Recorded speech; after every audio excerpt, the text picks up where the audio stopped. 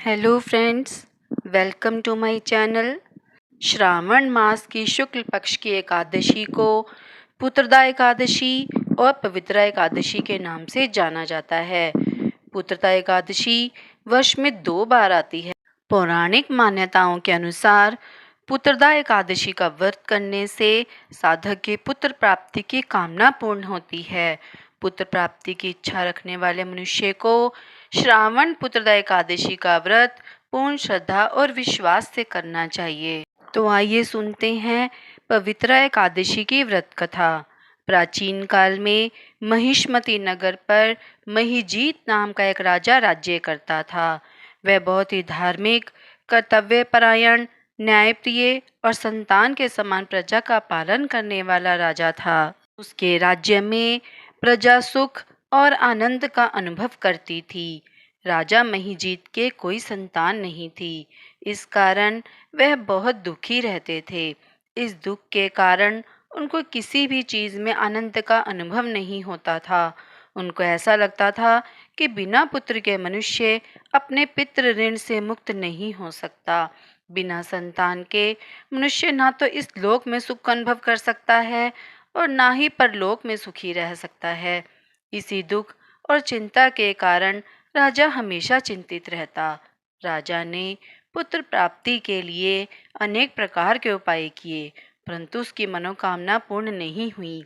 धीरे धीरे समय व्यतीत होता जा रहा था और राजा की चिंता और गहरी होती जा रही थी। राजा ने अपने मंत्रियों और गुरुजनों को बुलाकर अपनी चिंता बताई। राजा ने उनसे कहा कि मैंने कभी प्रजा पर अन्याय नहीं किया, हमेशा उनसे अपने संतान के समान प्रेम किया, कभी अनुचित ढंग से धन अर्जित नहीं किया, हमेशा ब्राह्मणों को दान देकर संतुष्ट किया, यज्ञ आदि धार्मिक कृत्यों के द्वारा देवताओं को प्रसन्न करने का प्रयास किया है।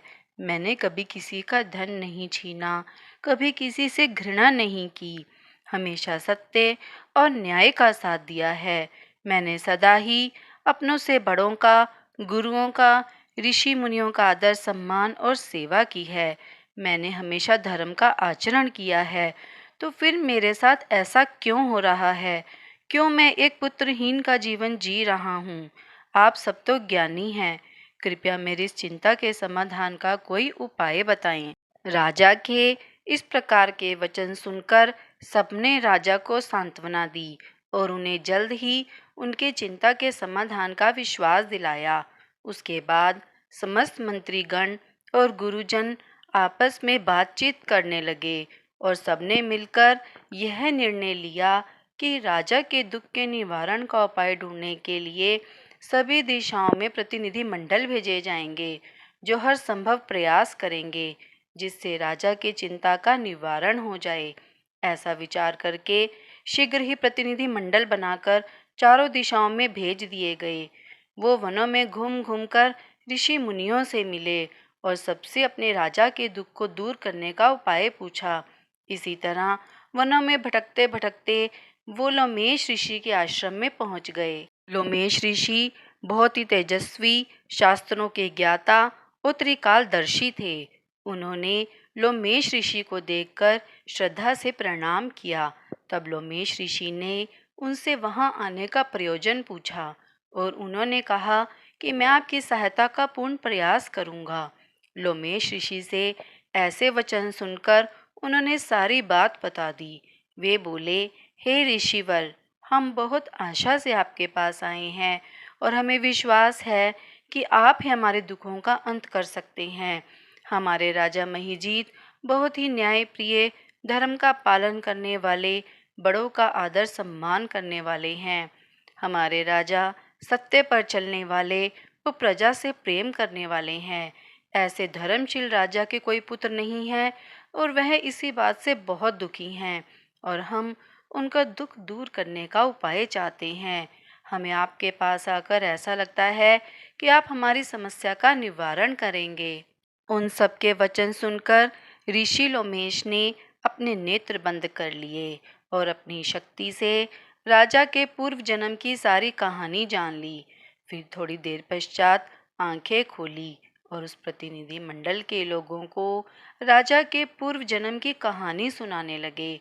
ऋषि लोमेश बोले, आज का राजा महिजीत पूर्व जन्म में एक निर्धन वैश्य था और निर्धन होने के कारण धन प्राप्ति के लिए उसने बहुत से पापयुक्त कर्म किए।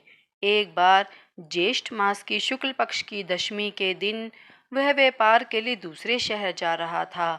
मार्ग में उसे कहीं भी खाने को कुछ नहीं मिला और पूरे 2 दिन तक वह भूखा प्यासा जंगल में भोजन और पानी की तलाश में भटकता रहा था। पानी की तलाश में भटकते भटकते वह एक सरोवर के निकट पहुंच गया। उसने जब पानी देखा तो वह पानी पीने के लिए सरोवर के पास गया। तभी वहां पर एक प्यासी गाय भी पानी पीने आ गई। तब उसने उस गाय को मारकर वहां से भगा दिया और उसे पानी पीने नहीं दिया। पूर्व जन्म में राजा ने स्वयं पानी पीने के लिए एक प्यासी गाय को पानी नहीं पीने देने का अपराध किया था। दशमी तिथि से द्वादशी तक भूखा रहने के कारण अनजाने ही उससे एकादशी का व्रत हो गया था। उसी व्रत के पुण्य प्रभाव से वह इस जन्म में राजा बने हैं और उस गाय को पानी ना पीने देने के कारण उनके आज कोई संतान नहीं है। यह रहस्य जानने के बाद उन सभी ने ऋषि लोमेश से उस पूर्व जन्म के पाप के प्रायश्चित के बारे में पूछा। तब उन्होंने बताया कि उस पाप के प्रायश्चित और पुत्र प्राप्ति के लिए आप लोगों को राजा के साथ श्रावण मास की शुक्ल पक्ष की एकादशी, जिसे पुत्रदा एकादशी भी कहते हैं, उसका व्रत करना होगा और आप लोगों को संकल्प के द्वारा अपने व्रत का पुण्य अपने राजा को देना होगा, जिससे उससे पूर्व जन्म के पाप का प्रायश्चित हो जाए और उसे पुत्र की प्राप्ति हो। इस व्रत के प्रभाव से अवश्य ही आपके राजा के पूर्व जन्म के पाप का नाश होगा और उसकी पुत्र प्राप्ति की कामना पूर्ण होगी। ऋषि लोमेश के कहे अनुसार उन सभी ने पूरी प्रजा के साथ पुत्रदा एकादशी का व्रत किया और रात भर जागरण किया। अगले दिन द्वादशी को संकल्प के द्वारा व्रत का पुण्य राजा को दे दिया।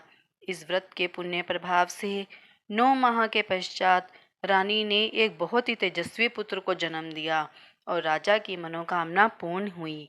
इस व्रत की कथा पढ़ने और सुनने से ही जातक के समस्त पापों का नाश हो जाता है और वह इस लोक में सुख भोग कर अंत में मोक्ष को प्राप्त करता है। तो ये थी पुत्रदा एकादशी की व्रत कथा। अगर आपने मेरे चैनल को अभी तक सब्सक्राइब नहीं किया है तो आप मेरे चैनल को सब्सक्राइब कीजिए और मेरी वीडियो को ज़्यादा से ज़्यादा लाइक और शेयर कीजिए।